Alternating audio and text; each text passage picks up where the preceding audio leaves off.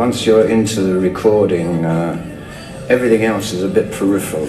We'd be down in the basement working, but the odd time you come up to the surface, oh, they'd be partying up there. So you never knew quite what you were going to meet. Nelcott was never empty. There was, you know, people all over the place. Some people sprawled out and say, I can't make it home, you know, have the couch, you know, have the big couch, you know. And a couple of mad French cooks that blew the kitchen up, but apart from that, there was no mayhem, particularly. Fat Jacques, he suddenly blew it up, man. He was a junkie too. He used to go to Marseille, like, where's Jacques? You know, it's Thursday. Oh, right, he's gone to score, you know. I was commuting back and forth to Nelcott from all over the world, dealing with Atlantic, seeing about a worldwide simultaneous release. It became my life. When you work with the Rolling Stones, you don't last unless it becomes your life. I remember vividly this late afternoon, early evening, one meal a day. We'd all sit at this long table. We would all smoke joints and hash in between courses. We had this big bowl, everyone would be passing it around. It was a whole new La Dolce Vita, Fellini-esque kind of lifestyle. I actually became, in my mind, like one of the Rolling Stones. You'd be surprised what an 8.5-year-old kid sees. I mean, they see everything.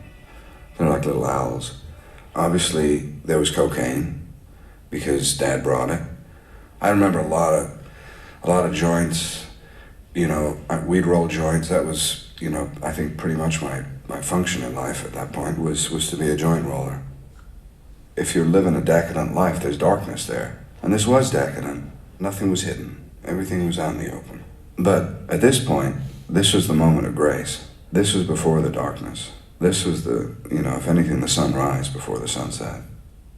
Hell yeah, there was some pot laying around. There was whiskey bottles around. There was champagne bottles around. There were scantily clad women around. Hell, it was rock and roll, son. Without it, you ain't got rock and roll. Everybody had a great time, but it was very stressful, if you know what I mean. You were having a good time, but ready to go back home. The only one who wasn't like that was Keith, of course, who was being supplied in his mansion with the band working downstairs. Must have been heaven for him in a way. Late again, Richards. I don't envy you when you grow up and have to go to work for a living.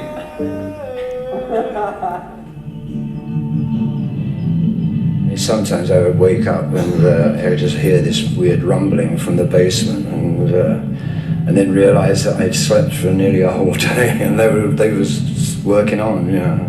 But sometimes if Jimmy Miller was there and enough people to operate the machinery, I'd say, okay, let's start. But there's nobody here. I said, I'll do for now, you know. It was like whoever's around, you know, and you had an idea. Okay, round them up and let's go, you know. I got happy with Jimmy Miller's on drums and Bobby Keys on baritone sax and me on guitar, and that was basically the take.